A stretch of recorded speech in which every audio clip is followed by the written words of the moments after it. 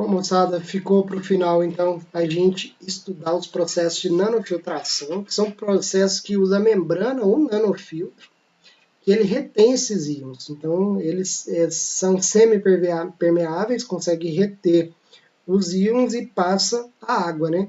É lógico que aqui, esse processo é um processo não espontâneo e a gente precisa realizar um trabalho para efetuar essa filtração, que é através da pressão aplicada, certo? Lembrar daquele processo de osmose reversa, né? Inclusive, a gente vai ver um pouquinho dele aqui. Aqui tem uma gravura muito interessante para a gente entender isso bem, que é, nesse processo, você utiliza membranas sintéticas e porosas ou semipermeáveis que possibilitam separar partículas sólidas de pequeno diâmetro, bactéria, vírus, compostos orgânicos e até sólidos dissolvidos.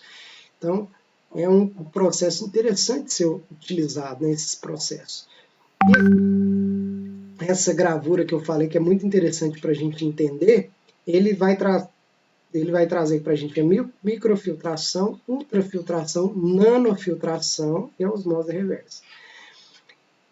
Aqui ele fala dessa pressão que é aplicada nesses sistemas, né? Uma pressão muito grande, com a membrana com um requisito maior, com poros menores, olha só o diâmetro do poro, 0,001 milímetro. Esse aqui 0,001 milímetro, menor do que 0,01 milímetro, né? Então são diâmetros que está na casa dos nanômetros, né? A osmose reversa também, só que com uma pressão maior para forçar o solvente passar, né? E olha só, aqui ele fala, água, sais dissolvidos, lactose, proteínas, bactérias e gordura. O microfiltro consegue barrar a bactéria e a gordura. A ultrafiltro consegue barrar as proteínas e parte da lactose. O nanofiltro ele consegue barrar sais dissolvidos, boa quantidade de sais dissolvidos, a lactose, proteínas, bactérias e gorduras. Né? A lactose representando aqui os açúcares. E a osmose reversa consegue barrar todos, passando aí só água. Né? Então, se a gente quiser uma água de elevada, extrema pureza mesmo, osmose reversa. Mas para a indústria, a nanofiltração já dá conta de remover a dureza da água. Certo? E aqui essa outra animação aqui, essa outra gravura, essa outra ilustração, mostra a questão dos poros, né? O microfiltro tem poros maiores, o ultrafiltro, poros um pouco menores. Nanofiltro já são poros bastante pequenos, né? Já retém boa parte desses compostos um pouco maiores, seja eles qual forem, né? E a osmose reversa que ela consegue, então, reter bem e passando aqui só água, certo?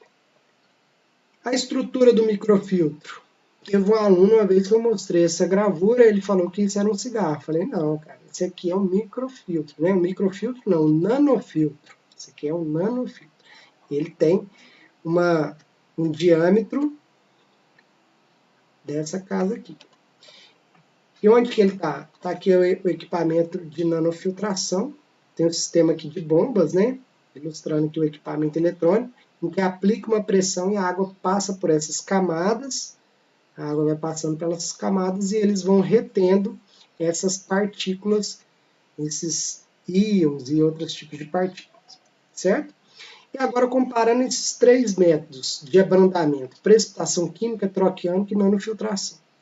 Aqui eu coloquei as vantagens na parte de cima e as desvantagens eu baseei bastante naquele arquivo que eu tirei, aquela ilustração que mostra lá a lactose, né? Aquelas... a retenção de moléculas de gordura, aquela parte lá.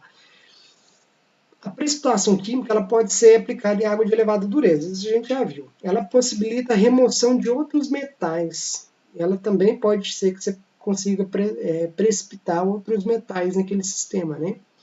A desvantagem dela é que você precisa de reagente para utilizar ela, o reagente na hora de fazer a precipitação e o reagente na correção do pH. Desvantagem é o resíduo, né, a produção do lodo, e essa necessidade de corrigir o pH. A troca iônica, ela tem como vantagem uma grande eficiência na remoção desses íons responsáveis pela dureza. Ela é muito eficiente, né? Essas resinas podem ser regeneradas, isso é uma vantagem e uma desvantagem, né?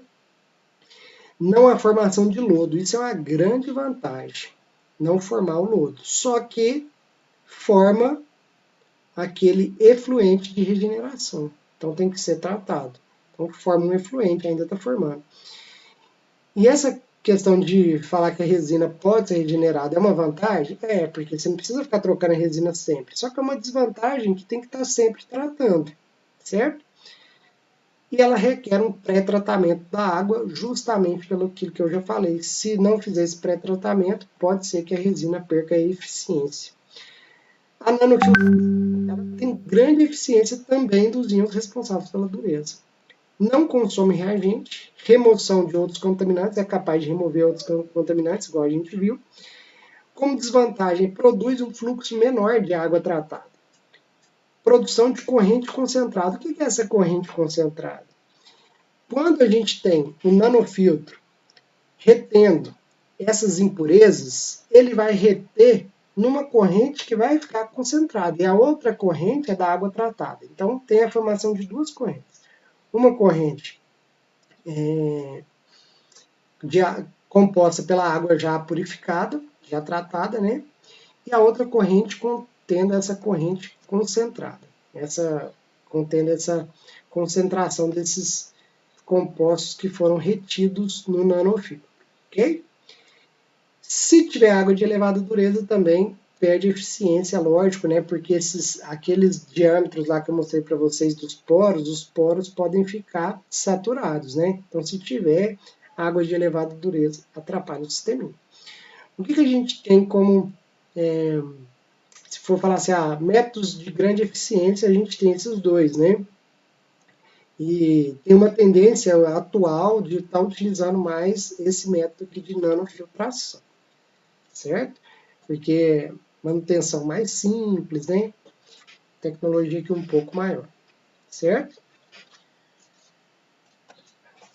O outro método de tratamento possível na indústria que eu falei para vocês, condicionamento, eu vou falar bem rápido aqui de condicionamento, algumas formas de condicionar água, uns outros tipos possíveis. Eu coloquei aqui, ó, emprego de fosfatos, a água, inibem a precipitação química e formação de incrustações. Então é uma forma também de tratar, você não reduz a presença dos íons da água, mas reduz aquele inconveniente que pode ser as incrustações, tá?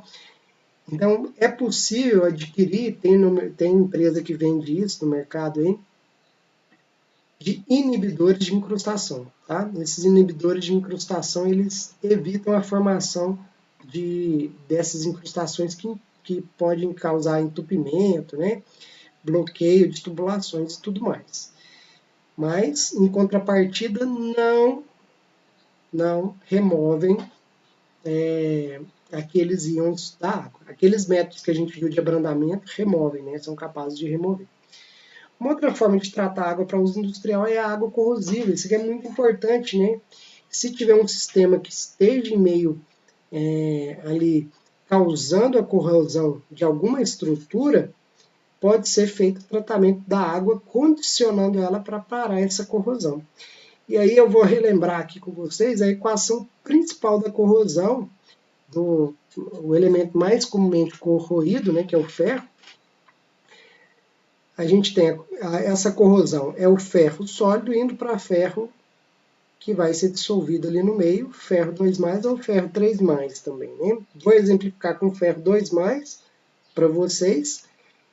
E essa reação só ocorre se tiver alguém para receber esses elétrons e funcionar como agente oxidante. Se o meio tiver ácido, quem recebe esses elétrons é o H+. Meio ácido é um meio mais agressivo, né? Se for nesse quesito corrosão. Mas imagina o meio neutro ou básico, né? Se a gente tiver um meio neutro ou básico, quem pode receber esses elétrons é o oxigênio em combinação com a água. Se a gente tem esse agente oxidante aqui, que é a reação catódica, esse agente oxidante a gente pode tratar a água removendo ele. Aqui a gente tem água e oxigênio. Não faz sentido remover a água, né? Faz sentido a gente remover o oxigênio. Então a reação global aqui fica assim, ó, ferro com oxigênio e água forma hidróxido de ferro. Então se a gente conseguir remover o oxigênio da água, pode fazer o tratamento dela, né? 3 formas de remover o oxigênio, eu coloquei 3 formas possíveis. Uma física, que é a temperatura, se aumenta a temperatura, se pode aumentar, né? Tem indústrias que não pode fazer esse aquecimento da água, pode tirar a propriedade de algum outro composto que tiver ali no meio, né? Mas a temperatura elevada, ela diminui a solubilidade do oxigênio e consegue reduzir esse teor, fazendo com que a água deixe de ser tão corrosiva, né? Agora tem os reagentes químicos. Sulfito de sódio, ele é capaz de absorver o oxigênio, o sulfito de sódio, formando sulfato. A hidrazina, ela é capaz de absorver o oxigênio, formando água e nitrogênio.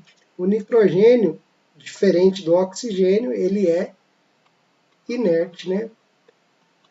É um gás bastante estável, bastante inerte, pouco corrosivo, ok? Gente, espero que vocês tenham conseguido acompanhar bem a aula. Se não tiver acompanhado muito bem, eu sugiro que vocês assistam novamente, certo? Para entender esses tipos de tratamento. Principalmente essa parte de abrandamento e a parte aqui de condicionamento é bem mais rápida, né? Tá joia? Gente, valeu, muito obrigado, bons estudos para vocês e até o próximo tema, até o próximo processo industrial. Valeu e até mais.